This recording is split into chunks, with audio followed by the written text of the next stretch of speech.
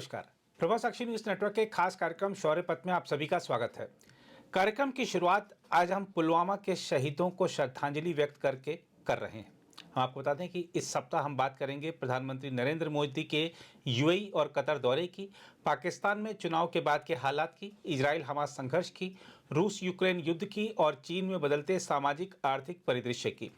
इन सब मुद्दों पर हमारे साथ बातचीत के लिए उपस्थित हैं ब्रिगेडियर श्री डीएस त्रिपाठी जी, सेवानिवृत्त। सर, कार्यक्रम में आपका बहुत बहुत स्वागत है। और सर, आज मैं प्रश्नों का सिलसिला शुरू करूं उससे पहले आज 14 फरवरी है। वैसे तो प्रेम को समर्पित यह दिवस है, लेकिन एक दर्द भी इस 14 तारीख को मिला था। तो हम अपने शहीदों को याद करते हैं, उनकी वीरता को सलाम करते हैं और देश उनको कभी नहीं भूलेगा। और मुझे लगता है सर, आप भी इस बात से सहमत होंगे कि वो दर्द तो है, लेकिन हमने जो हमले का बदला लिया था उससे दुनिया को और दुश्मन को एक संदेश भी दे दिया है। बिल्कुल नीरज जी, देखिए दो चीज़ें हैं, मैं दोनों पहलू लूँगा इसका जी। हर एक जवान जो है, जो सीमा पर है या अंदर भी है देश के, वो समर्पित है देश के लिए। जी।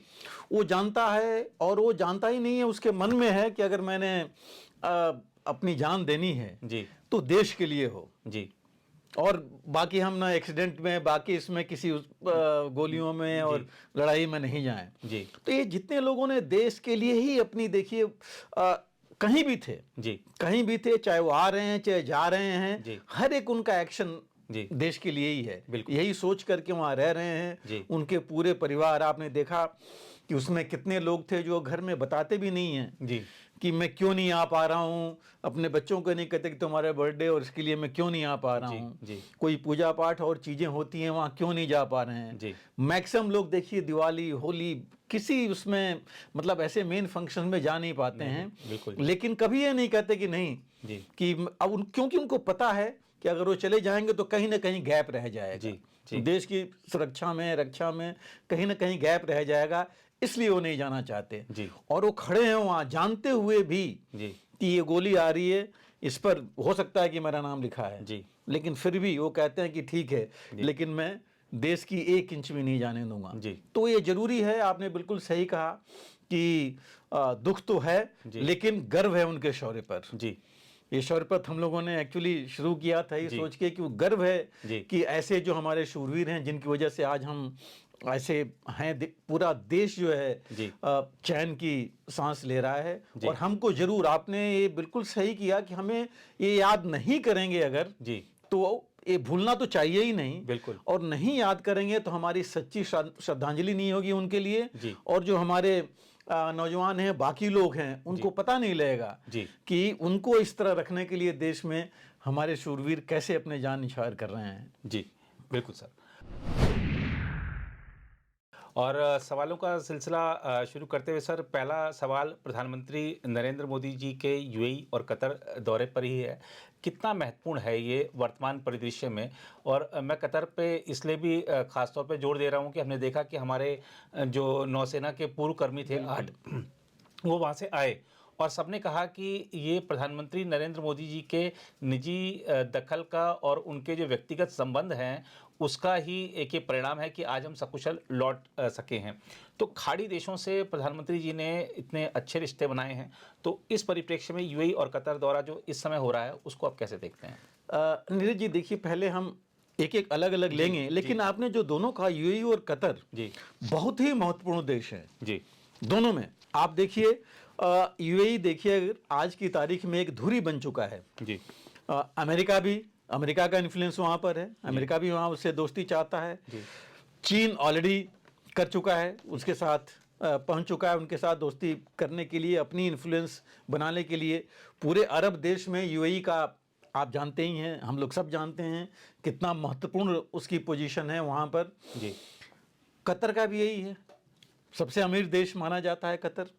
और कतर में देखिए अमेरिका का इन्फ्लुएंस की वहाँ सबसे बड़ा उसका मिलिट्री बेस उस इलाके का है जी। अमेरिका का special operation command headquarter Qatar में है जी। तो आप समझ लीजिए कि पूरे रीजन में 12 से ज़्यादा उसके मिलिट्री बेसेज हैं अरब में, तो कितना इम्पोर्टेंट है कतर अमेरिका के लिए भी। और हमारे साथ देखिए जितनी ये नज़दीकियाँ, चाहे वो यूनाइटेड अरब एमिरेट्स है, कतर है, सऊदी अरेबिया, इनके साथ पिछले कुछ सालों में जितनी नजदीकियां हुई हैं पहले कभी नहीं थी। जी पहले एक औपचारिकता थी कि हम बोलते थे, आना जाना कम ही था। जी। लोग जरूर आते जाते थे, बट एज ए में भी मजदूर जाते थे, बाकी चीज़ों में यही होता था कि मजदूरी के लिए इसके लिए जाओ। जी। बट आज आप और इसमें मैं देखिए, एक चीज़ जोड़ना चाहूँगा कि प्रधानमंत्री जी का भी जो एक दिन पहले संबोधन हुआ उसमें उन्होंने बताया कि शायद 20-25 सालों बाद 2015 में कोई भारत का प्रधानमंत्री गया था और 2015 के बाद से 7 बार प्रधानमंत्री जी जा चुके बिल्कुल वही मैं कह रहा हूँ। देखिए 7वां दौरा है उनका, हैं। जी और ये कभी नहीं होता कि मैं यूएई में जा रहा हूँ। हमेशा ये दोनों, ये पर्सनल इक्वेशन देखिए, इतना अच्छा पर्सनल इक्वेशन जो कहते हैं मेरे दोस्त, या उन्होंने जाके वहाँ बोला यूएई में, पूरे संबोधन जो कर रहे थे दोनों तरफ, जो मेन ऑफिशियल मीटिंग में उन्होंने बोला मोदी जी ने कि यहाँ पर मुझे लगता है कि मैं अपने घर में आया हूँ, अपने परिवार के साथ हूँ।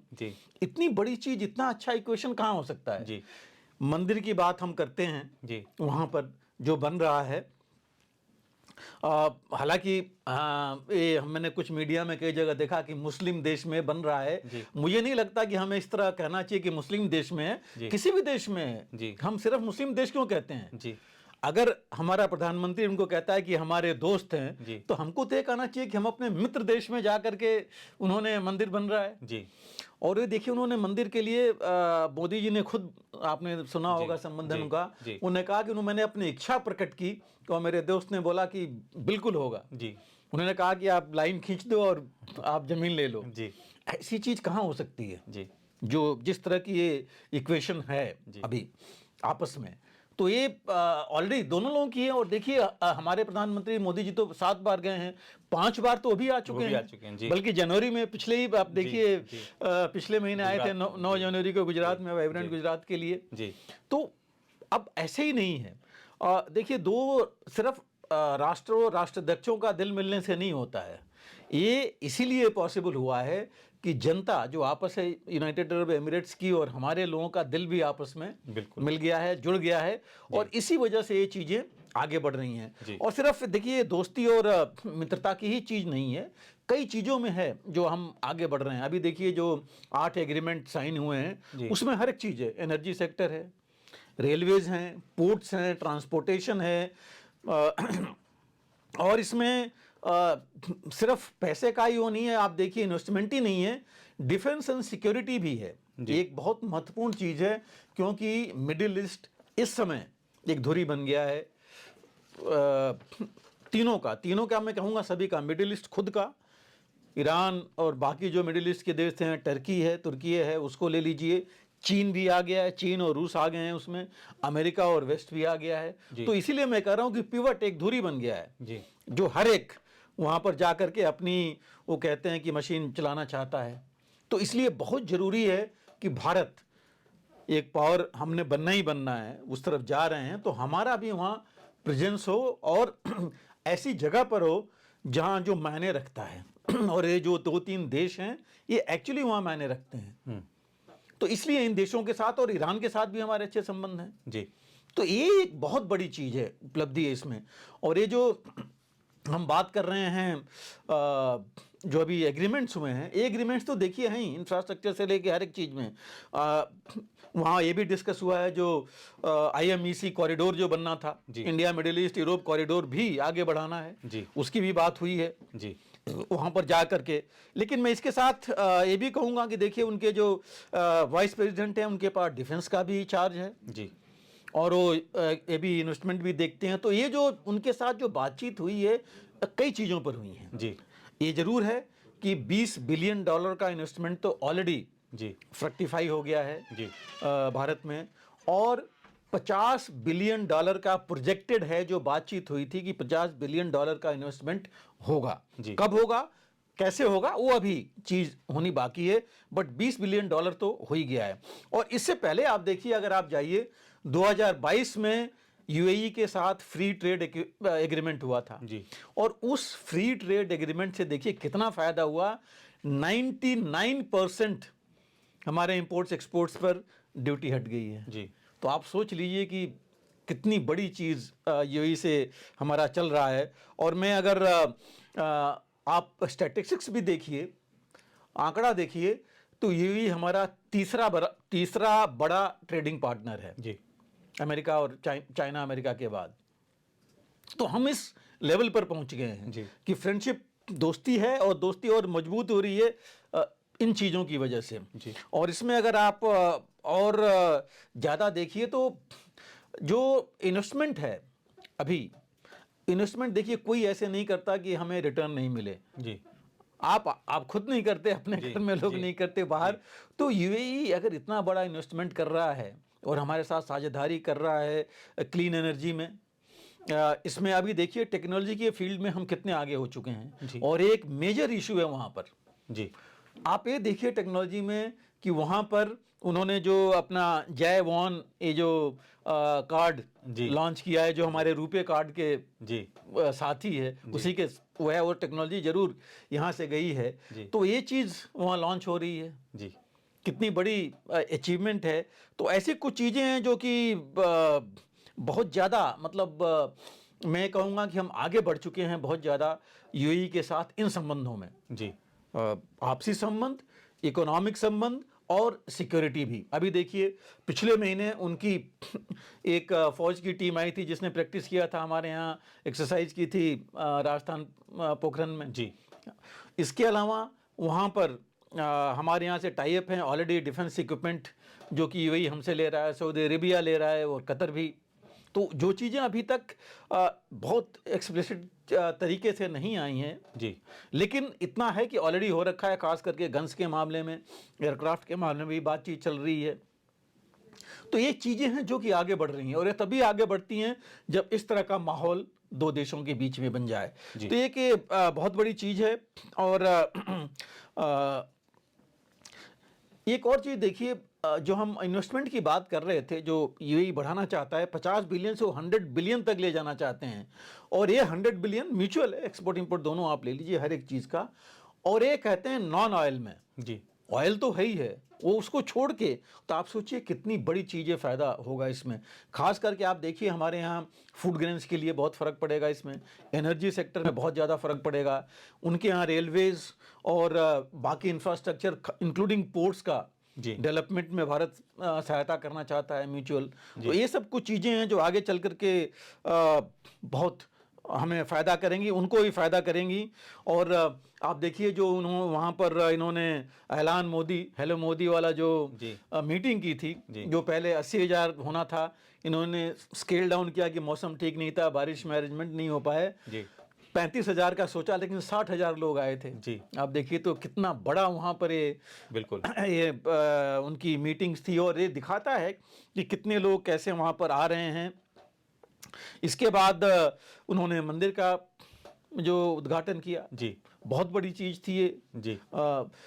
इस तरह देख करके कि आप ये देखिए कि सिर्फ ये नहीं है कि एक मंदिर वहाँ बन रहा है, जैसे मैं कह रहा था कि मुस्लिम देश नहीं, यूनाइटेड अरब एमिरेट्स ने अपने आप को कितना ओपन कर रखा है। आप ये देखिए हर एक चीज़ के लिए, हर एक धर्म का, जैसे भारत कहता है कि हमारे यहाँ हर एक धर्म पनपे, उनका भी यही है जी, कि हर एक धर्म के लोग आएँ, काम करें, जैसे वहाँ के जो कानून है, वहाँ के जो नियम है, उनके साथ रह करके, और अपनी जो धार्मिक उनकी पद्धति है, या जो कहते हैं कि इबादत जैसे भी करनी है करें जी। तो एक बहुत बड़ी चीज़ है जो कि यहाँ पर हो रहा है वहाँ पर। और दूसरी चीज़ देखिए, जो मैं बात कर रहा था डिफेंस की, अब एक बार हमारी आपस में ट्रेनिंग और एक्सरसाइजेज शुरू हो गई हैं, ये चलती रहेंगी जी, और दोनों को बहुत कुछ है एक दूसरे से सीखने के लिए, समझने के लिए। और जैसे मैं कह रहा था कि मिडिल ईस्ट एक धुरी बन रहा है, वहाँ पर सब कुछ मिला करके मैंने एक चीज़ छोड़ दी थी कि सारे देश तो हैं, बीच में टेरर भी आ रहा है, टेररिज्म भी आ रहा है, वो चाहे पायरेसी कहिए, सी पायरेसी, चाहे जैसे हौतीज ने अपने टेरर शुरू कर दिया था, टैक्स जी। तो ये जो चीज़ें हैं, इनके खिलाफ भी एक बहुत ज़रूरी है माहौल बनाना, साथ में रहना। और वो भी चीज़ ज़रूर बात हुई है वहाँ पर, क्योंकि भारत की देखिए प्रेजेंस वहाँ है, हमारी तकरीबन 10 से ज़्यादा शिप्स उस इलाके में हैं अभी भी जी, हमेशा रहती हैं। और आपने देखा कि पिछली बार पाकिस्तान से लेके किसी भी शिप्स के जहाँ हुआ, जिन्होंने भी SOS में मैसेज दिया, हमारी नेवी वहाँ थी उनकी मदद करने के लिए। तो हम भी इतना आगे बढ़ चुके हैं, तो और आगे बढ़ करके, और दोनों देश अगर साथ आएंगे तो एक दूसरे की इसमें बहुत कुछ मदद कर सकते हैं। तो नेचुरली वहाँ रीजनल इश्यूज, जैसे हम बात कर रहे थे कि वो पिवट दूरी बन गया है मिडिल ईस्ट, वो भी, उसका भी डिस्कशन हुआ, ग्लोबल इश्यूज का भी डिस्कशन हुआ जी, खास करके सप्लाई चेन के बारे में, कैसे हम इसको रख सकते हैं, नहीं कि सप्लाई चेन जो है उसकी मुश्किल होता जाए जैसे होता गया है।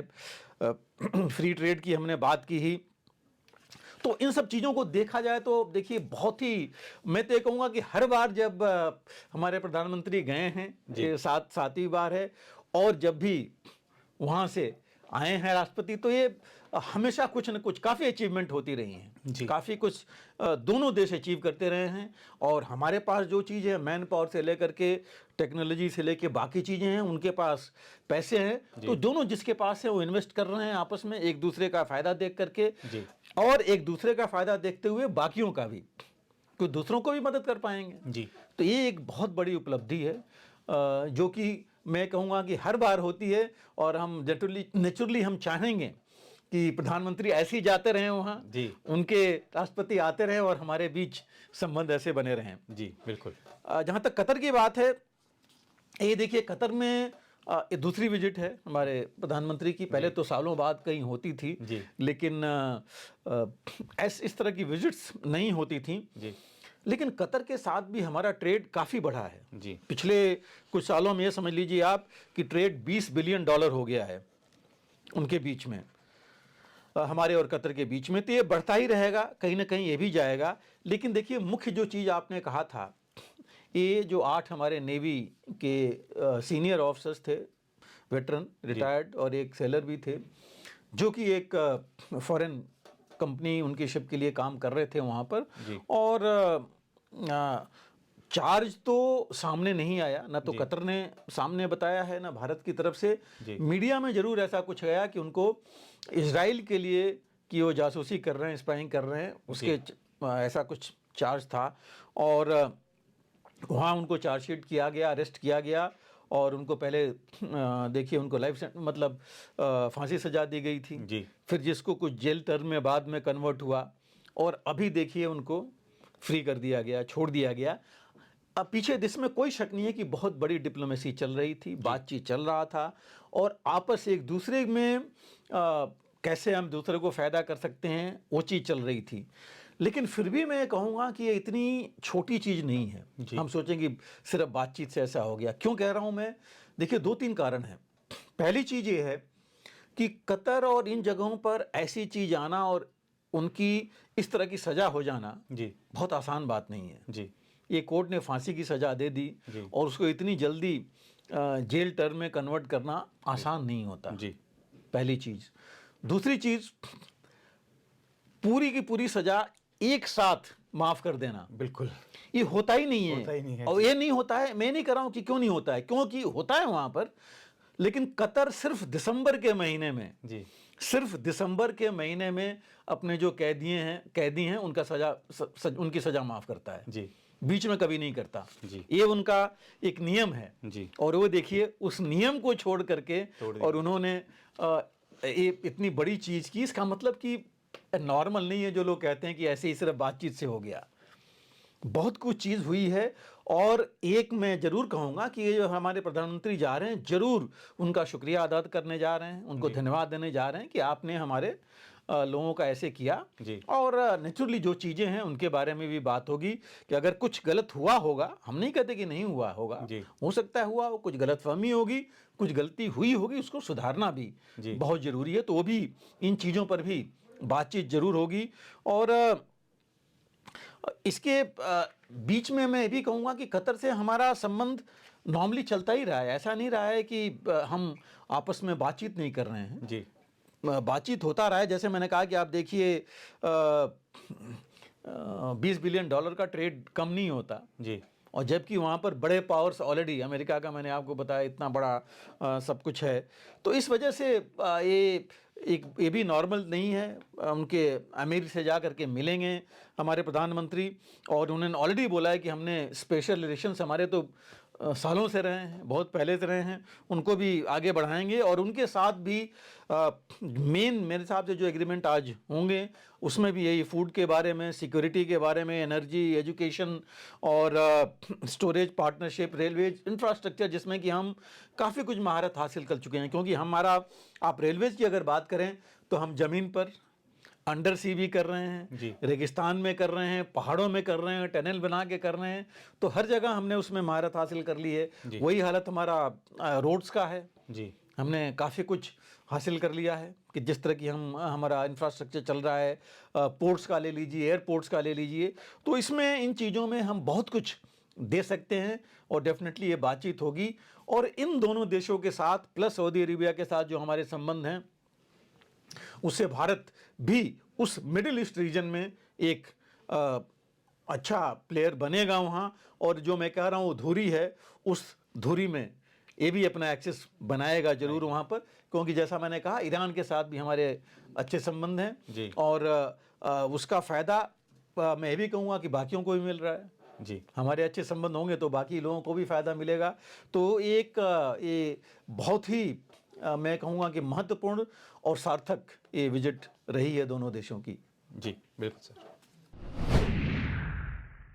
सर, चुनाव बाद पाकिस्तान के जो हालात बने हैं वो क्या दर्शा रहे हैं? अब एक जो फार्मूला, जो ताज़ा खबर है वो ये निकला है कि शहबाज शरीफ प्रधानमंत्री होंगे और बिलावल भुट्टो सरकार में शामिल होंगे, और बिलावल भुट्टो के जो पिता हैं वो राष्ट्रपति बनेंगे। और नवाज शरीफ क्योंकि प्रधानमंत्री नहीं बन रहे हैं तो जाहिर सी बात है कि वो इस्लामाबाद तो रहेंगे नहीं, तो लंदन से सरकार चलाएंगे। और वहाँ पर आप देखिए कि सबसे बड़ी पार्टी जो बनकर उभरी है पीटीआई, उसको सरकार बनाने का मौका नहीं दिया गया। तो आपको क्या लगता है कि ये सरकार स्थिरता दे पाएगी पाकिस्तान को, जिसकी बहुत ज़रूरत है वहाँ पर? और इस समय जो हालात बने हैं और जो सेना थी वहाँ पर, उसने एक तरफा प्रयास किया कि किस तरीके से नवाज शरीफ को प्रधानमंत्री बना दिया जाए, उलटफेर भी बहुत किया गया, हेर फेर किया गया, उसके बावजूद वो परिणाम हासिल नहीं कर पाई सेना। एक चीज़ मैं और जानना चाहता हूँ कि क्या जो इस बार का जनादेश है पाकिस्तान का, वो किसी के समर्थन या किसी के विरोध में ना होकर सेना के विरोध में है? नीरज जी, देखिए पाकिस्तान की तो हम बात करते ही रहते हैं, ऐसे और ऐसे न्यूज आता है। तो अब हम पिछले कुछ दिनों में, अगर आपको याद हो, कि हम छोड़ दे रहे थे पाकिस्तान को, ये तो मतलब यहाँ कुछ हो नहीं सकता। और पहले हम जो कहते थे कि अल्लाह आर्मी अमेरिका 3 से चलता है, लेकिन इस चुनाव ने एक चीज़ और ऐड कर दी।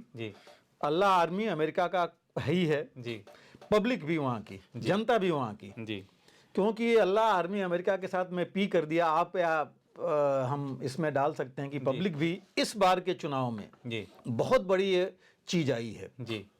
आगे चल के हम देखेंगे कि ये जो आपने कहा कि आर्मी के खिलाफ, बिल्कुल इसमें कोई शक नहीं है कि आर्मी के खिलाफ, लेकिन सिर्फ आर्मी के खिलाफ नहीं। आप सोचिए कि शहबाज शरीफ तो 16 महीने रहे ना प्रधानमंत्री। इनको निकालने के बाद इन्होंने सबने मिलकर के, आर्मी और इन्होंने मिलकर इमरान खान को निकाला।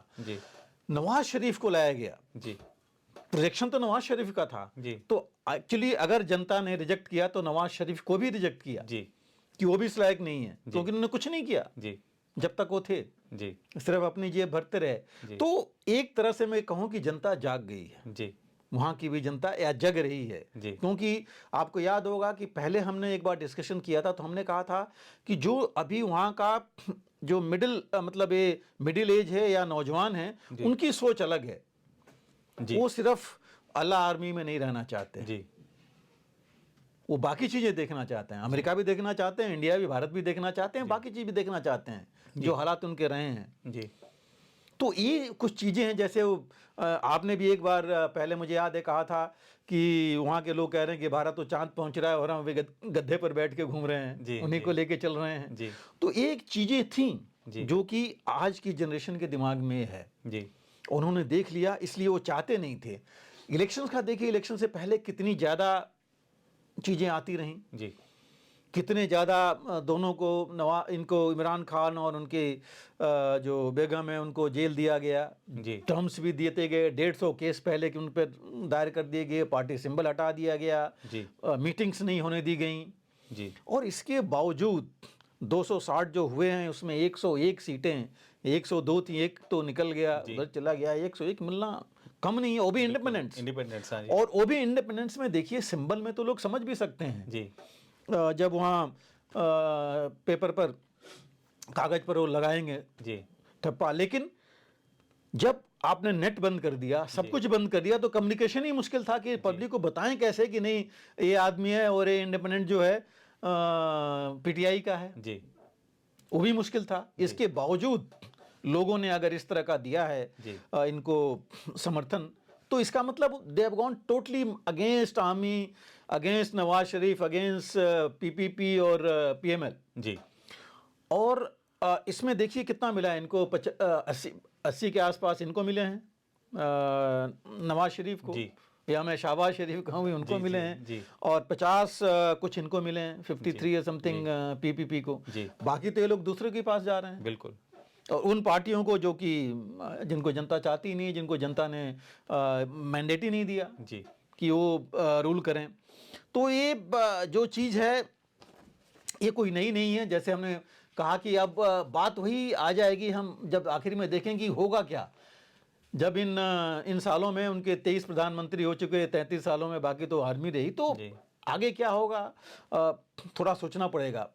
हम बाद में थोड़ा देखेंगे, लिंक करेंगे या इसके क्या चीज़ें हुई। लेकिन आप एक चीज़ देखिए, इलेक्शन से पहले वायलेंस कितना हुआ बलूचिस्तान से लेके बाकी इलाकों में। 24 लोग तो 2 ही दिन में मारे गए थे। कितना बड़ा वहाँ पर हादसा हुआ था ये, और इन्होंने नेट शटडाउन कर ही दिया था। पूरा बैकअप मिलिट्री का था नवाज शरीफ के लिए। हालांकि इस बार मिलिट्री बहुत ओपन में नहीं आई आर्मी इनकी, लेकिन बैक तो था ही। वेरी फैक्ट यही कि वहाँ से बुलाना उनको और प्रोजेक्ट करना कि वही रहेंगे। शहबाज शरीफ और ये पीपी का, भुट्टो का तो कभी नाम नहीं था। और इस इलेक्शन में देखिए जो ये सीट्स थी उसमें इन्होंने, हालांकि पीटीआई जो इनकी है इमरान खान की, वो क्लेम कर रहे हैं कि इनको 170 सीटें मिल रही थी, लेकिन होने नहीं दिया गया, रिगिंग हुई। और जब नेट ही नहीं चल रहे थे तो इनके जो इलेक्टोरल ऑफिसर्स थे उन्होंने कहा कि भाई हम तो भेज नहीं पाए न्यूज़, क्योंकि हमारे पास तो कोई मीडियम ही नहीं था। इनडायरेक्टली अगर देखा जाए तो मतलब ये कहा जाएगा कि मैनिपुलेशन हुई बीच में। बिल्कुल हो सकती है, क्योंकि ये तो एक, मैं एक उससे वो निकाल रहा हूँ एक अर्थ कि भाई ये भी हो सकता है जब उन्होंने बोला। अब हुआ है कि ये कोई भी पार्टी 133 सीट लेकर के तो है नहीं जो होनी चाहिए, किसी को नहीं मिली और इनको भी नहीं मिली है, लेकिन लार्जेस्ट पार्टी तो हैं। तो नॉर्मल डेमोक्रेसी होता तो लार्जेस्ट पार्टी को बुलाया जाता। और लेकिन एक इसमें और चीज़ें देखिए कि जो ये 260 सीटें इनके पास हैं, उसके अलावा कुछ रिजर्व सीट्स हैं जिसमें 10 तो होती हैं अदर्स के लिए, और बाकी सीट्स हैं विमेन के लिए 10, जो इनका 30% है, जो कि प्रोपोर्शनल रिप्रेजेंटेशन पर है। मतलब जितने परसेंटेज वोट्स मिले हैं, for every 5% votes I think उनके पास सीट्स उस हिसाब से उनको मिलती हैं, जिसमें उस हिसाब से कुछ और सीट्स मिलती हैं या मिलेंगी पीटीआई को, और बाकियों को भी मिलती। तो वो चीज़ों लेकर के थोड़ा और आगे बढ़ते, और तब बाकी से लेकर के हो सकता है गवर्नमेंट बनाते अगर इनको मौका दिया जाता तो। लेकिन अभी नहीं दिया गया, क्योंकि अभी जैसे मैंने कहा 80 इनके नवाज पीएमएल के पास है, नवाज शरीफ, और 59 पीपीपी के पास हैं, और इन्होंने 9-10 17 सीटें एमक्यूएम, जिसको मैं कह रहा था कि एमक्यूएम को वैसे ही वहाँ ज़्यादा लोग नहीं हो करते, क्योंकि वो तो अपने जो उनका इलाका है उसी में से सीटें पाते हैं। तो ऐसी जो है इतनी सीटें सिर्फ हैं उनके पास, वो भी पूरी नहीं है। अगर आप देखिए तो ये अगर ये लेके चलेंगे पूरे अगर लेते हैं तो ये सब देख करके लगता है कि ये इलेक्शन जिस तरह होना चाहिए वो हुआ नहीं है। लेकिन एक चीज़ और आप देखिए, कल की जो बात हुई थी, पहले कहा जा रहा था कि बिलावल भुट्टो को प्राइम मिनिस्टर बना देंगे गवर्नमेंट बनाने के लिए, और ये बातचीत ही इनकी चलती रही। फिर आर्मी का आना पड़ा, इनके चीफ आर्मी स्टाफ ने, मैं एक तरह से कहूँ कि थोड़ा उन्होंने धमकी दी कि भाई ये क्या बच्चों की तरह चीज़ें चल रही हैं, मिल बैठ के बात करके और गवर्नमेंट बनानी है। अभी जो इनका कॉन्स्टिट्यूशन ये कहता है कि इलेक्शन कमीशन को इलेक्शन के दिन से 14 दिन बाद तक, मतलब 8 को हुआ, 22 तक ये बताना पड़ेगा कि कौन सी पार्टी है, कितने हैं और कौन बना सकता है सरकार। और 29 मतलब 21 दिन के अंदर, 8 और 21 लीजिए तो 29 फरवरी तक राष्ट्रपति ने असेंबली को बुलाना ही बुलाना है, गवर्नमेंट वहाँ बननी ही बननी है। तो ये भी डेडलाइन लेके इनको चलना है। और जैसे माहौल चल रहा था, सारी दुनिया में इनकी मखौल उड़ रहा था और सब आर्मी को ही आधे लोग ब्लेम कर रहे थे। जी लेकिन मैं ये भी कहूँगा, ताज्जुब ये भी है कि अमेरिका ने ये नहीं बोला। जो अमेरिका बांग्लादेश के बारे में बोल रहा था कि इलेक्शंस सही होने चाहिए, ठीक नहीं है, वो नहीं हुआ, जी। उसने एक बार भी ये नहीं बोला इलेक्शंस के बारे में जी कि कैसा रहा। पीटीआई, हालांकि सब जानते हैं कि नवाज शरीफ तो अमेरिका के खिलाफ थे, जी लेकिन उन्होंने एक बार भी नहीं बोला, बल्कि ये बताया कि जो भी सरकार बनेगी हम उसके साथ काम करेंगे। जी तो ये भी एक चीज़ ऐसी है जी। जो कि थोड़ी इनके खिलाफ मैं कहूँगा जाती है, इमरान खान के। जी तो ये कुछ चीज़ें थी जो कि, और ऑलरेडी इमरान खान बोल चुके हैं कि हम तो अपोजिशन में बैठने के लिए तैयार हैं। जी तो ये कुछ माहौल जो है ये इनको, इनके अगेंस्ट बनाया जा रहा है, और रिगिंग पर और जितनी चीज़ें बताई जा रही हैं उसके बारे में कुछ नहीं कहा। इनफैक्ट 30 जगहों पर इन्होंने, पीटीआई ने और कुछ पीपीपी ने इन्होंने दिया था इलेक्शन कमीशन को कि भाई यहाँ इलेक्शन ठीक नहीं हुए या प्रॉब्लम्स थी, हालांकि वो रिजेक्ट कर दिया गया। जी तो ये चीज़ें तो एक्सपेक्टेड थी कि ये होगा, लेकिन अगर अभी जो मैं कहूँगा जो मेन हाइलाइट्स आई इसमें कि एक तो जनता जागरूक हो गई है, जो चीज़ देखी गई वो किसी के प्रेशर में नहीं आई, इसके न तो आर्मी के और ना ये जो मैं कहूँगा टेररिस्ट के, ना इनके जो नवाज शरीफ और बाकी जो मैं कहूँगा पैसे के उसमें भी नहीं आई। जी। दूसरी चीज़ देखिए, जो रिजल्ट्स थे एक्चुअली देखा जाए तो टोटली अनएक्सपेक्टेड थे। जी बिल्कुल। पब्लिक को छोड़ करके, पब्लिक जानती थी क्योंकि उन्होंने तो दिया वोट, जी उनको छोड़ के बाकी कोई भी दुनिया में एक्सपेक्ट नहीं कर रहा था इस तरह होगा। जी सबने ही सोचा कि जिसको आर्मी बैक करेगी उसको हो जाएगा। वो आएगा पावर में। जी और इतना सब करने के बाद आखिरी दिन अगर आप इंटरनेट बंद कर रहे हैं जी तो माहौल आप समझ सकते हैं कि जहां आपको पता है कि वोटिंग शुरू हो रही है और जा रही है, माहौल कहीं उनके पक्ष में, तो ये चीज़ें शुरू हो गई। जी यहाँ तक कहा गया कि कुछ जगहों पर तो वीडियोज आप देख रहे होंगे, जी। दिखाया जा रहा था कि आईएसआई या इनके आर्मी के लोग सिविल क्लोथ्स में वहाँ खड़े थे। जी तो ऐसी कुछ चीज़ें चली, लेकिन हम अब चूंकि मामला उनका है तो हम कमेंट इस पर नहीं करेंगे। हम तो जो देखे हैं उसी पर ये कह रहे हैं, वहाँ के लोगों ने भेजा है और उनका इलेक्शन कमीशन है। मैं ये कहूँगा कि उन जो मशीनरी है वो सही काम करनी चाहिए। जी। अभी तक अगर कुछ गलत भी आया तो उसको सही करें तो और अच्छा रहेगा, जैसा भी है। लेकिन कहना सिर्फ एक चीज़ है कि जो लोग चाहते हैं, डेमोक्रेसी का मतलब यही है कि लोग जो चाहते हैं वो सरकार बने, उनके हिसाब से चले, जी। जबरदस्ती थोपा नहीं जाए, जो मुझे लग रहा है कि अभी हो रही है। जी। क्योंकि ये होगा तो देखिए चलेगा नहीं। जी दूसरी चीज़ मैं जो ज़्यादा वो करना चाहूँगा कि कहीं ऐसा ना हो जाए कि आर्मी और ये पीपीपी और पीएमएल मिल करके इमरान खान को मुजीबुर रहमान बना दें। बिल्कुल बिल्कुल। क्योंकि देखिए 1970 और 71 में ऐसे ही हुआ था। जी जी मुजीबुर रहमान पाए थे ज़्यादा वोट्स, उनको बनाने नहीं दी गई सरकार, और आप देखिए क्या हुआ आगे जाके। जी। तो अगर ऐसे चलता रहे कि जिस आदमी को आपने इतने दिन से जेल में डाला हुआ है, जी। लोगों से बात नहीं कर पाया, और वो अगर इस तरह की समर्थन उसको मिल रहा है, जी तो आगे चल कर ऐसी कोई चीज़ ना हो जाए जी। जो कि पूरे पाकिस्तान के लिए जी। नुकसान करेगी। आप देख लीजिए बलूचिस्तान और खैबर में जिस तरह की वोटिंग हुई है, पख्तनवा में, जी। तो और कैसा उसके अलावा रहा? महंगाई और आर्थिक समस्याओं से भी लोग परेशान हैं। और तो बिल्कुल, मैं उसी में आ रहा हूँ। अब ये देखिए, लोगों ने इसलिए नहीं वोट किया कि बाहर क्या करें, कैसे करेंगे। वो सिर्फ ये चाहते थे कि स्टेबिलिटी आए, और जिस माहौल में वो उनको ये खाने पीने के सामान से लेके, पानी से लेके हर एक चीज़ की प्रॉब्लम हो रही है, बेसिक कम्युनिटीज नहीं है जी। वो चीज़ वो नहीं चाहते हैं। न्यूक्लियर आर्सेनल बना के रखिए कि बॉम्ब बनाइए बनाइए, वो नहीं चाहते कि आप लड़ाई कीजिए, आप कश्मीर के ऊपर जाइए। कहीं मुद्दा नहीं था पूरे इलेक्शन में, आप देखिए बिल्कुल किसी ने बात नहीं की, क्योंकि सबको पता है कि अब वो मुद्दा नहीं रहा, क्योंकि लोगों के बीच वो मुद्दा नहीं है जी। और अगर ये चीज़ हुई और इन्होंने अगर उस लेवल पर लाए तो बहुत मुश्किल हो जाएगा पाकिस्तान के लिए। और जो इनके अभी जितना उनको ये हरेस कर रहे हैं, दूसरा एक ये भी डर है, और ये आर्मी को समझना चाहिए जी। इतने लोग अगर उनके मैं कहूँगा कि जो चाहते थे वो नहीं किया, उनकी बात नहीं सुनी, तो कहीं ऐसा ना हो कि आगे चल कर के फौज के अगेंस्ट इतने लोग अगर सड़कों पर आ जाएंगे तो आप सोचिए कितनी मुश्किल हो जाएगी। जी। तो और अगर ये होगा तीसरी चीज़ मैं ऐड कर रहा हूँ, अगर आर्मी ने अपना अगर दबाव बनाने की कोशिश की तो हो सकता है कि ये पब्लिक जो आर्मी के खिलाफ है वो कहीं जो टेररिस्ट या बाकी जो मिलिटेंट्स हैं उनको मत शरण दें, समर्थन दें कि वहीं पर उनको मुश्किल होना शुरू हो जाए अपने ही देश में। जी। इन पब्लिक को तो होगी लेकिन थोड़ी होगी, लेकिन ये जो एडमिनिस्ट्रेशन या जो आर्मी है उनको ज़्यादा होगी। जी। तो इन सब चीज़ों को इनको ध्यान में रख करके इनको चलना पड़ेगा।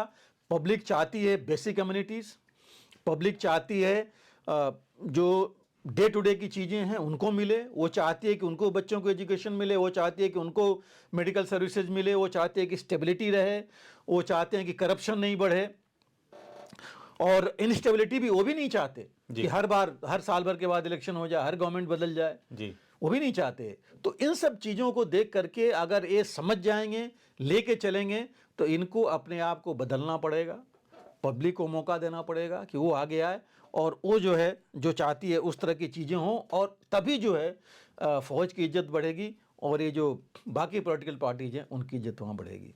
जी बिल्कुल सर। सर, इजराइल अब रफा पर तेजी से हमले करता जा रहा है। इसे लेकर मिस्र ने भी चेतावनी दी है। आने वाले दिनों में यह संघर्ष क्या नया मोड़ ले सकता है? नीरज जी, देखिए, जहाँ इजराइल का है, हमें सबको पता है अभी कि इजराइल राफा, पहले अगर हमने पिछली बार कहा था कि दुनिया में अरब कंट्रीज़ में और वेस्टर्न कंट्रीज़ में यही डर था कि राफा के में इजराइल हमला नहीं करे, क्योंकि मैक्सिमम 14 लाख करीब कह रहे हैं कि वहाँ पॉपुलेशन थी जो, और मैक्सिमम पैलेस्टीनियंस वहाँ पहुँचे हुए थे, क्योंकि नॉर्थ से चले गए, साउथ में जाके लास्ट वही है, और उसके बाद तो बॉर्डर ही है इजिप्ट के साथ। और इजिप्ट को डर है कि सारे जो है वहाँ से अगर निकलेंगे तो साइनाई में जाएंगे, उनके डेजर्ट में जो पहले था। तो ये कुछ चीज़ें लेकर के आशंकाएं चल रही थी और वही हुआ। हालांकि इजराइल ने कह रखा था, इनके रक्षा मंत्री ने बता रखा था कि हम जो है आगे जाएंगे और राफा में भी जाएंगे, और राफा में उन्होंने हमला किया 2 दिन पहले और काफ़ी लोग मारे गए वहाँ। जो बताया तो यही जा रहा था कि तकरीबन 70 के आसपास, लेकिन उससे ज़्यादा लोग मारे गए हैं, जो न्यूज़ बाकी आ रही है। उसके साथ इजराइल का कहना है कि उन्होंने 2 अपने जो हॉस्टेज थे उनको भी छुड़ाया वहाँ से, जिसको वो बहुत बड़ी अचीवमेंट मान रहे हैं, और उनके लिए है भी कि इस तरह उन्होंने बिना बातचीत के, बिना किसी और चीज़ से उन्होंने खुद छुड़ा लिया। और जैसे मैं कह रहा था कि इसमें 100 से ज़्यादा पैलेस्टीनियंस मारे गए हैं, ये जो राफा में जो एक्शन हुआ था उसमें। और इसकी सभी ने, आप अमेरिका कहिए, इंग्लैंड कहिए, सभी देशों ने कहा कि राफा में जो है अपने ये एक्शंस को, इजराइल को हर्ट करना चाहिए, वहाँ पर इस तरह की कार्रवाई नहीं करनी चाहिए, क्योंकि वहाँ बहुत सिविलियंस हैं, और अगर कोई ठोस हिंट है तो पहले बंदोबस्त करके कि ये पॉलिसी या स्ट्रेटजी बना करके कि सिविलियंस को नुकसान ना हो। लेकिन नेतन्याहू ने तो ऑलरेडी कह रखा है कि जब तक हम हमास की मिलिट्री विंग को समाप्त नहीं करते तब तक हमास का पावर नहीं ख़त्म होगा। तो वो रुकने वाले नहीं है, वो कंटिन्यू रखना चाहते हैं। इजिप्ट ने तो बीच में एक खबर आई थी कि यहाँ तक कह दिया था कि अगर इजराइल पैलेस्टीनियंस को हमारे यहाँ पुश करता है, मजबूर करता आने में, और इस तरह की कार्रवाई वहाँ पर करता है, तो हम जो है, जो ट्रीटी है उनकी, जो 40 साल से या उससे पहले से है, वो ट्रीटी जो है वो ख़त्म कर देंगे। और ये जो है, देखिए, ये ट्रीटी जो जिसकी बात वो कर रहे थे वो काफ़ी पहले हुई थी कैंप डेविड में, जिसमें कि इजिप्ट अनवर सादात थे इजिप्ट की तरफ से, मेनासम बेगिन जो प्रधानमंत्री थे इजराइल के वो थे, और अमेरिका के राष्ट्रपति उस समय थे, जिसके बीच में ये कार्टर थे उस समय, जिनके के साथ ट्रीटी हुई थी। उससे पहले साइनाई पेनिनसुला को कैप्चर किया था इजराइल ने, और 73 में, उसके बाद जो है ये ट्रीटी संधि उनके आपस में हुई थी, और उसके बाद साइनाई पेनिनसुला वापस कर दिया था इजराइल ने इजिप्ट को, और उसके बाद से इनके बीच में एक मैकेनिज्म बन गई थी। इजिप्ट ने अरब देशों के बरखिलाफ जा कर के वहाँ दूतावास अपना इस्टेब्लिश किया था इजराइल के साथ, और इनके बीच में कोई संघर्ष नहीं हो रहा था और बिल्कुल ठीक माहौल था जो चल रहा था। अभी जो है, अभी एक बात तो चल ही रही है कि सीज फायर हो, ट्रूस हो, जिसमें जो बाइडेन ने अभी उनके यहाँ गए थे, जॉर्डन के किंग, उनसे बात की है। ऑलरेडी वहाँ पर विलियम बर्न्स जो CIA चीफ हैं वो गए हुए थे, मोसाद चीफ थे, और इजिप्ट का, उसमें इजिप्ट की जो सीक्रेट सर्विस है उसका भी उसमें काफ़ी योगदान है। वो मिल करके बात कर रहे हैं इसके बारे में।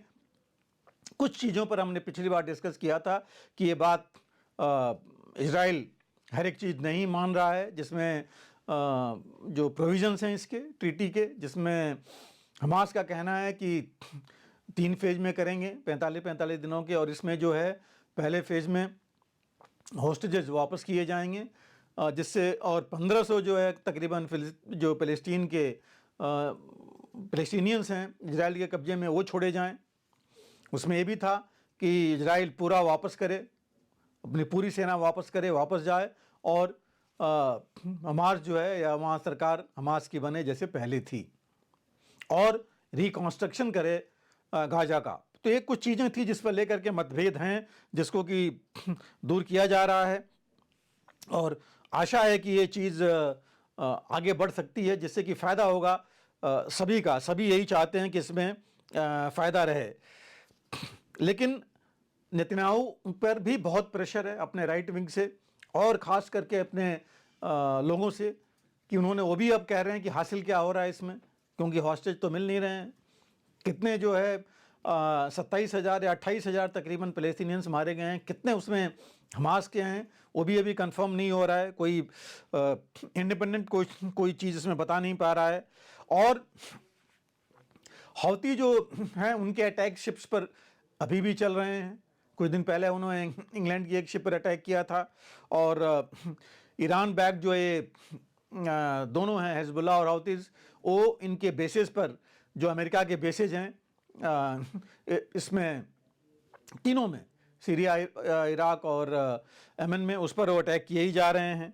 तो ये जो कुछ चीज़ें हैं जिसको लेकर के अभी तक कुछ खास प्रोग्रेस नहीं हो पा रही है। और जो हम इजिप्ट की ट्रीटी की बात कर रहे थे, देखिए उस ट्रीटी में ने काफ़ी पीस और ट्रैंक्विलिटी उनके बॉर्डर पर हुई थी। उनसे जो है आगे चल करके ट्रीटी के बाद कोई जो है उनके आपस में लड़ाई नहीं हुई थी। साइनाई में जो है अभी तकरीबन 3 लाख के आसपास लोग रहते हैं इजिप्ट के। अब अगर ये 12-13 लाख उधर आएंगे तो इजिप्ट को डर है कि बहुत मुश्किल हो जाएगा। दूसरा,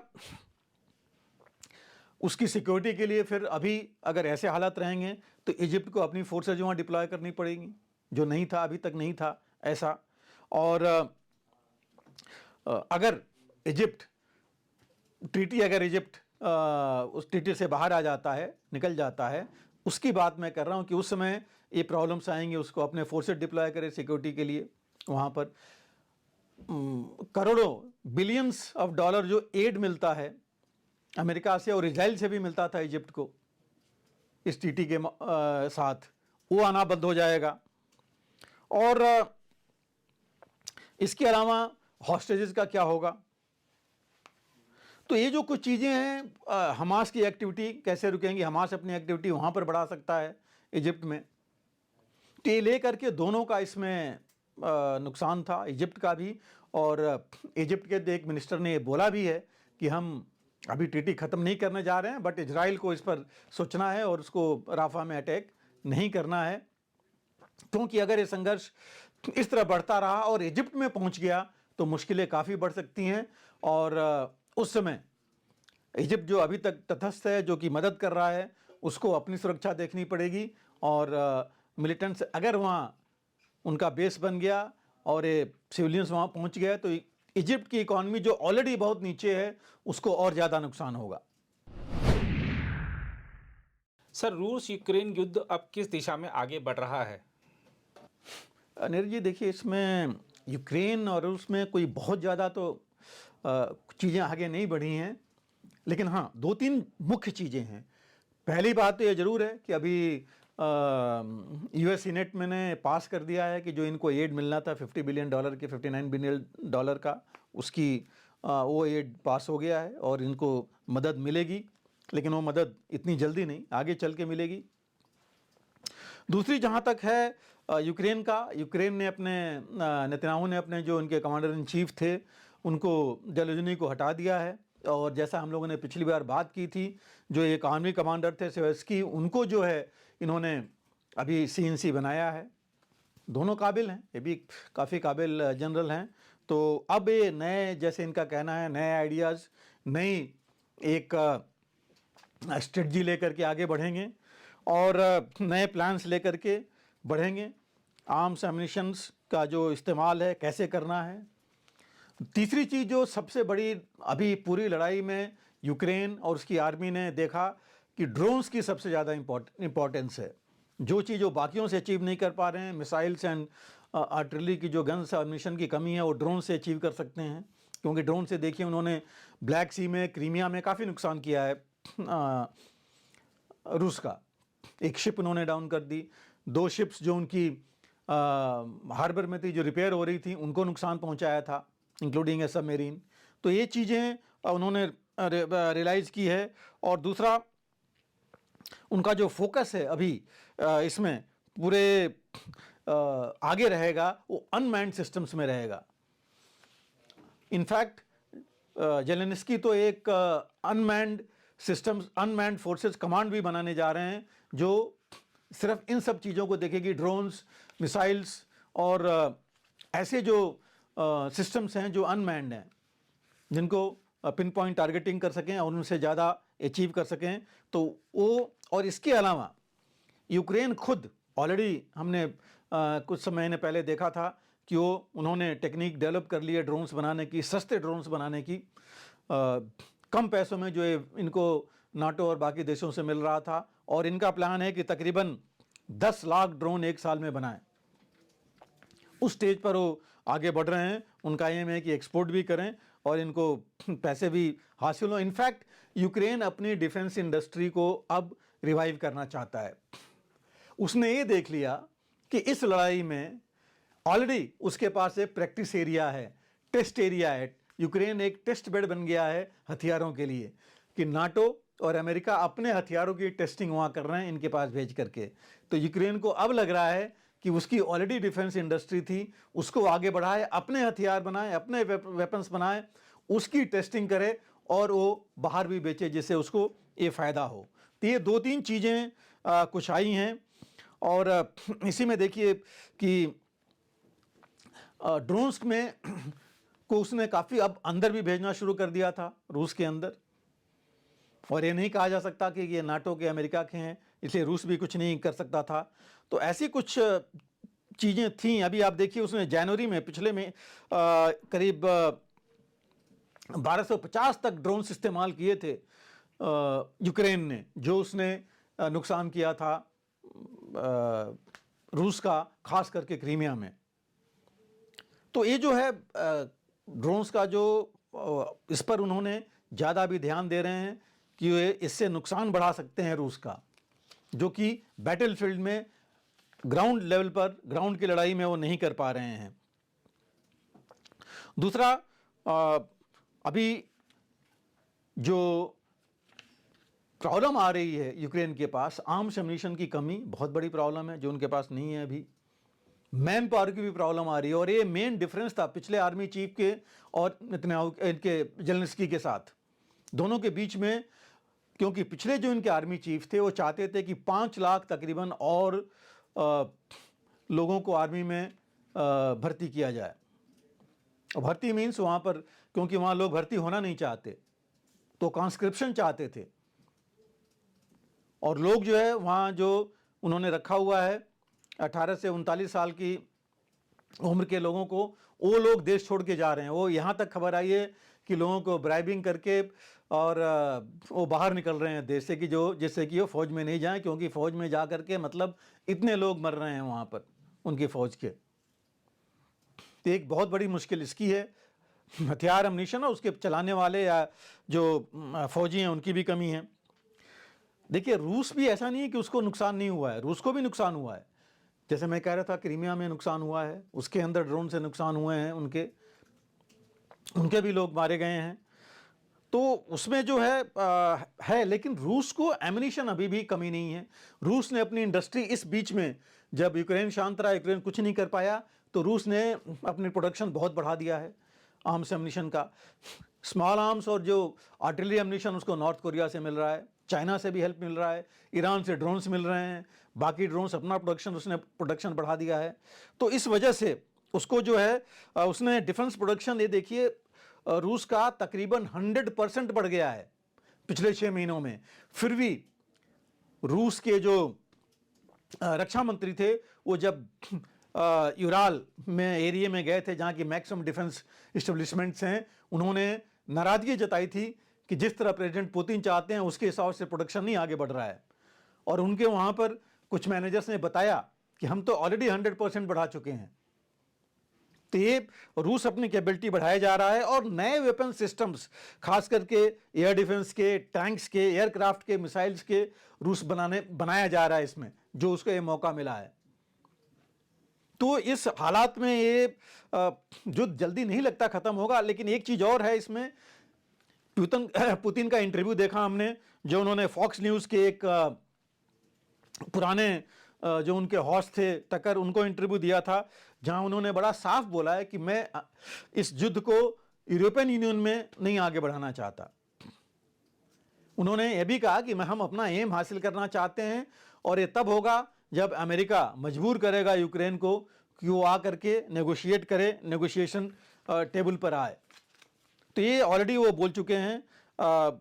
और बैटलफील्ड में जहाँ तक कि हमने कहा कि अभी तक तो लग रहा है रूस का ही दबदबा है, चाहे वो अद्विका है, चाहे वो जहाँ तक उसने फोर्टिफाई कर लिया है, अपनी पोजीशन मजबूत कर ली है, और अभी तक उनके ऊपर कुछ नुकसान ऐसे नहीं आ पाया है ग्राउंड लेवल पर कि कोई चीज़ यूक्रेन ने हासिल कर ली हो या कब्जा कर लिया हो। हालांकि यूक्रेन ने एक्यूज़ किया है रूस को कि रूस जो है जो स्टारलिंक सैटेलाइट्स है उसकी मदद ले रहा है, यूज़ कर रहा है, उसका इस्तेमाल कर रहा है, खास करके जो ऑक्युपाइड एरियाज़ में हैं, जो कि उन्होंने एलन मस्क ने बोला है कि नहीं, ये हम तो उनको कुछ नहीं दे रहे हैं, बट इनका कहना है कि थर्ड पार्टी से लेकर के ये चीज़ें चल रही हैं। और लेकिन ग्राउंड लेवल पर मजबूती रूस की है। अभी भी कोई चीज़ अभी कुछ हासिल नहीं हो पाया है यूक्रेन को। सीनेट में जैसे मैंने कहा बिल ऑलरेडी पास हो गया है, लेकिन नाटो जो है, नाटो और अभी जो चीज़ एक और आ रही है, पॉलिटिक्स अमेरिका की है। ट्रंप ने ऑलरेडी बोल दिया है कि नाटो के वो देश जो कि अपना हिस्सा नहीं दे रहे हैं, कंट्रीब्यूशन नहीं कर रहे हैं, उनके साथ रहने का अमेरिका का कोई मतलब नहीं है, या उनको रहने का कोई मतलब नहीं है नाटो में। और जेलेंस्की पहले कह चुके हैं कि अगर ट्रंप आ गए तो हो सकता है कि रूस जो चाहता है वही हो। तो ये भी कुछ चीज़ें हैं, और रूस के लोग जो भी अभी थक गए हैं लड़ाई से। तो ये चीज़ें हैं कि जिससे अभी कोई खास यूक्रेन को फ़ायदा नहीं हो रहा है, अमेरिका को नहीं हो रहा है, नाटो को नहीं हो रहा है।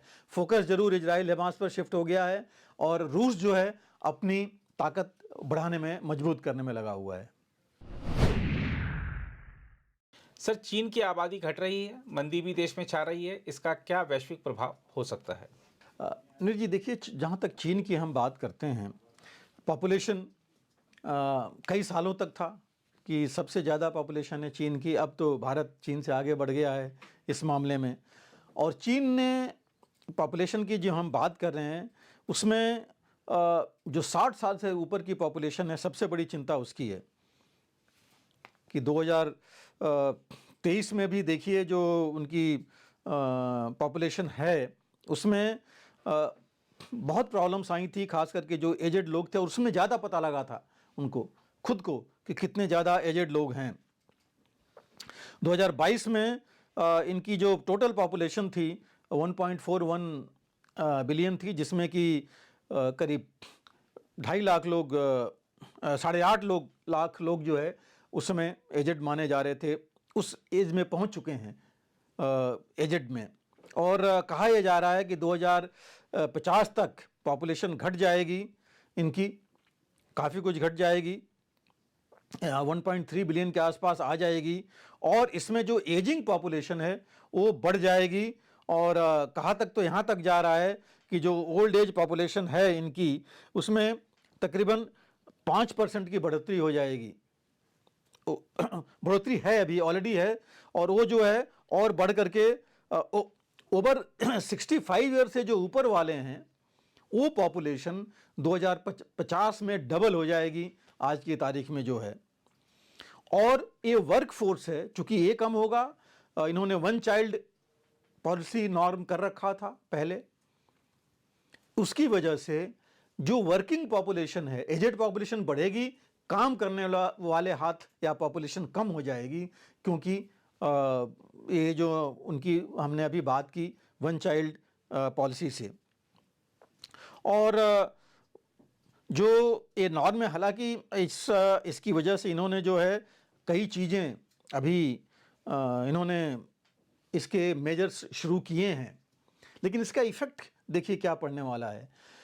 अगर वर्किंग पॉपुलेशन कम हो गई, काम करने वाले कम हो गए, तो जो आज की तारीख में सबसे ज़्यादा इकोनॉमी में बढ़ रहा था चीन, मैन्युफैक्चरिंग की वजह से, मैन्युफैक्चरिंग काफ़ी हो रही थी, उसके लिए वर्कफोर्स चाहिए, और जो मैन्युफैक्चर हो रहा था, सामान बन रहा था, वो बाहर एक्सपोर्ट हो रहा था, जिससे काफ़ी फायदा आ रहा था।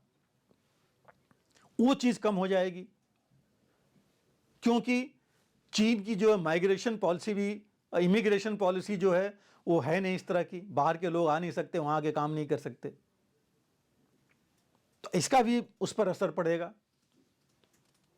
इकॉनमी ऑलरेडी कम हो गई है उनकी, लोग खरीद नहीं रहे हैं, पैसे नहीं है लोगों के पास, कम हो गए हैं। हाउसिंग सेक्टर हमने देखा है उनका, रियल्टी सेक्टर में कितना ज़्यादा फर्क पड़ा था, पूरा ही ध्वस्त हो गया था वहाँ पर। तो ये सब कुछ प्रॉब्लम्स थी जो आगे बढ़ती गई, और इनका असर पड़ा कि कई कंपनीज बाहर चली गई, जो कि अभी दूसरे देशों में, वियतनाम है, म्यांमार है, भारत हैं, वहाँ पर आ रही हैं। उनको माहौल नहीं मिल रहा है वहाँ पर, वहाँ की जो लोकल कंजम्पशन है वो कम हो रही है। अब भारत में देखिए कंजम्पशन बढ़ रहा है, वहाँ कम हो रही है।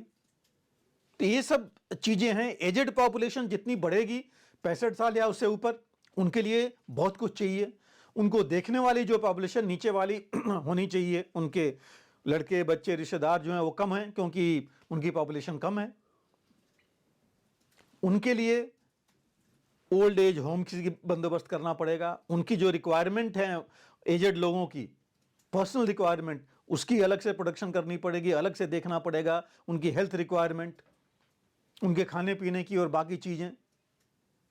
तो ये एक बहुत बड़ी चीज़ है जो आगे चल करके इस पर उनको सोचना पड़ेगा, और उनकी एक तरह से मैं कहूँगा ये झेलना पड़ेगा उनको, क्योंकि अभी प्लानिंग जब करेंगे तो इसमें भी काफ़ी कुछ उनको नुकसान होगा। और इसके साथ देखिए इन्होंने जो मैं बात कर था लेबर की, तो बात हम कर ही रहे थे। लेबर की वजह से अगर सामान कम होंगे, कम लोग खरीदेंगे, कम बनेंगे, कम खरीदेंगे, एक्सपोर्ट भी कम होगा, उसका प्रॉब्लम आएगी। कस्टमर्स लेने वाले इनके खुद के कम होंगे, डिमांड गुड्स की कम हो जाएगी, तो इसमें फ़र्क पड़ेगा, और इसका सोशल स्ट्रक्चर पर ज़्यादा फ़र्क पड़ेगा। क्योंकि जो गरीबी पर काफ़ी हद तक काबू पाने की कोशिश की थी चीन ने, वो चीज़ उनके यहाँ जो है बढ़ती रहेगी।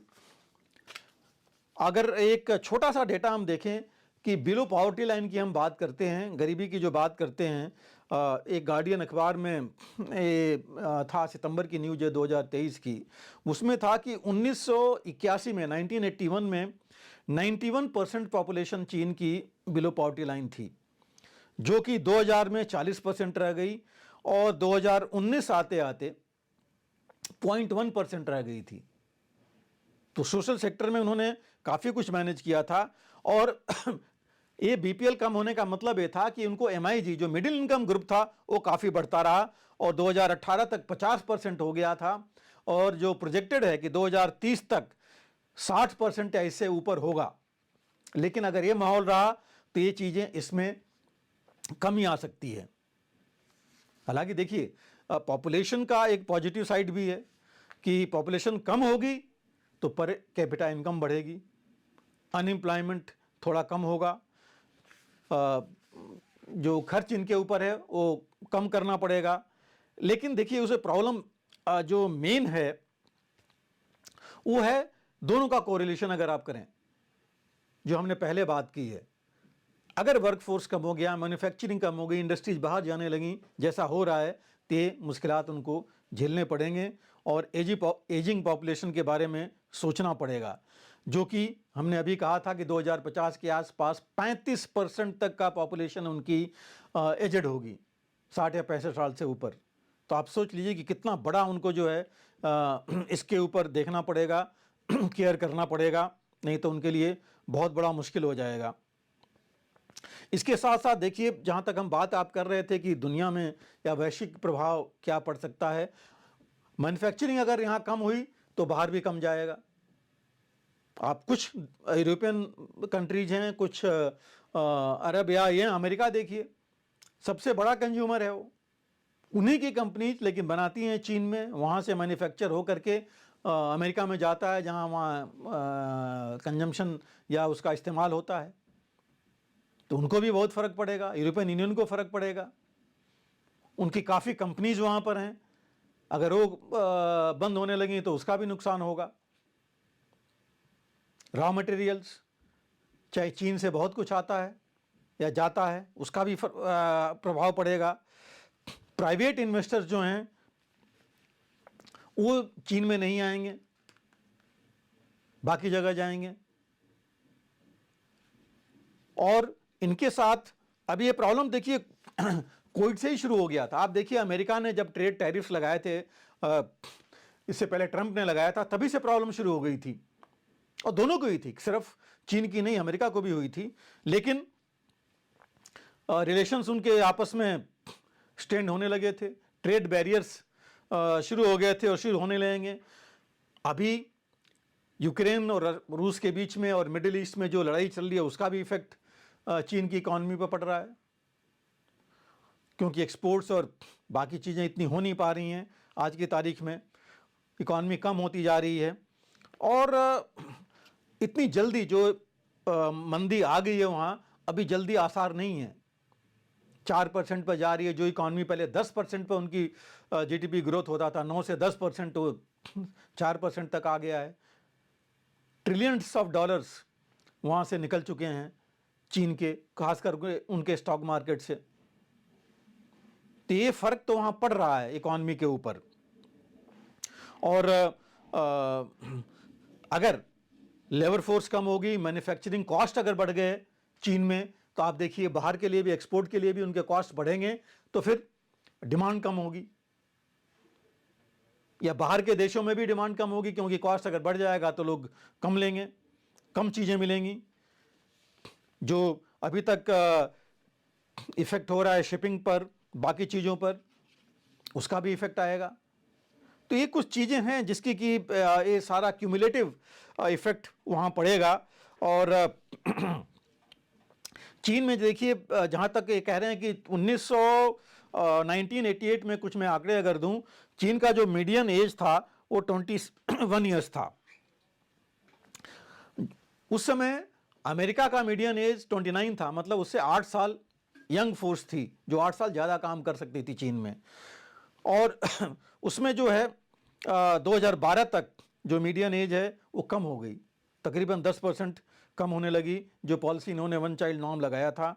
और 2015 तक और कम होती गई, और कहा तो ये जा रहा है कि 2050 तक ये मीडियन एज बढ़ करके 57 साल हो जाएगा। मतलब एजेड लोग ही उस ब्रैकेट में आएंगे, क्योंकि यंग तो कम हो गए हैं, कम हो जाएंगे। तो ये कुछ ऐसी चीज़ें हैं। और जीडीपी ग्रोथ जो, जैसे मैं कह रहा था, 3.5 और 4% हो रहा है, वो भी एक मुश्किल हालात हो जाएंगे। हालांकि इसका प्राइवेट इन्वेस्टमेंट में फ़र्क पड़ेगा। हम देख ही रहे हैं उनके यहाँ कि प्राइवेट इन्वेस्टर्स को अभी ज़्यादा वो फ़ायदे नहीं दे रहे हैं। अलीबाबा और बाकियों का क्या हाल हुआ हम सबको जानते हैं। लेकिन अभी भी वो कुछ मेजर्स ले रहे हैं जो चीन ऑलरेडी ले रहा है। उन्होंने पहले वन चाइल्ड पॉलिसी को कम करके बढ़ा के 2 चाइल्ड किया, फिर अब 3 चाइल्ड कर दिया उन्होंने कि 3 बच्चे हो सकते हैं। लेकिन उन्होंने इसके ऊपर टैक्स डिडक्शंस भी दिए हैं। बच्चों की पढ़ाई लिखाई के लिए उन्होंने चाइल्ड केयर जो उसको एफोर्डेबल बनाया है, उसको चिल्ड्रन एजुकेशन को चाइल्ड केयर लीव छुट्टियां दे रहे हैं, वो सब्सिडीज दे रहे हैं 3 बच्चों तक तकरीबन $2800 तक की सब्सिडी जब तक बच्चा 3 साल तक होता है। तो ऐसे जो चीज पॉलिसी जो उन्होंने बनाई हैं अभी ये देख करके कि ऐसी हालात नहीं आए, लेकिन इतनी जल्दी हालत काबू में हो नहीं सकते, क्योंकि देखिए ये वर्किंग जो पॉपुलेशन की हम बात कर रहे थे मीडिया ने जो 21 साल होगी, अब आप सोचिए कि अभी इन्होंने लिया है साल भर 1.5 साल से, तो अभी 15, 18, 20 साल रहेंगे और तब तक जो ये पॉपुलेशन है एजेड पॉपुलेशन बढ़ती रहेगी। ये मुश्किल तो आएगी और इसका दुष्प्रभाव जरूर पड़ेगा। और अगर उनकी पॉलिसीज सक्सेस हो जाती हैं, चलेंगी, तो शायद ये दुष्प्रभाव धीरे धीरे कम हो जाएगा। तो सर, आज के कार्यक्रम में आपने प्रधानमंत्री नरेंद्र मोदी के यूएई और कतर दौरे पर तो अपनी दृष्टि डाली ही, साथ ही क्या इसके फायदे भारत के लिए रहे और क्या इसका वैश्विक प्रभाव हो सकता है? कतर से जो हमारे नौसेना के पूर्व अधिकारी छूट कर आए, उसके पीछे क्या रहस्य रहा, उस पर भी आपने थोड़ी निगाह डाली कि कैसे वो कूटनीतिक माध्यमों से बहुत सारी चीज़ें चली पर्दे के पीछे से।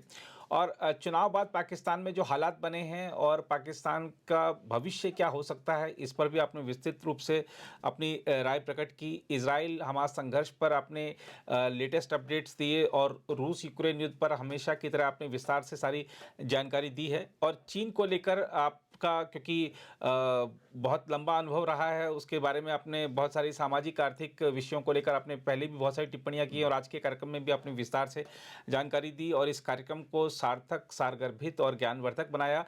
इस चर्चा से आप जुड़े सर, आपका बहुत बहुत धन्यवाद।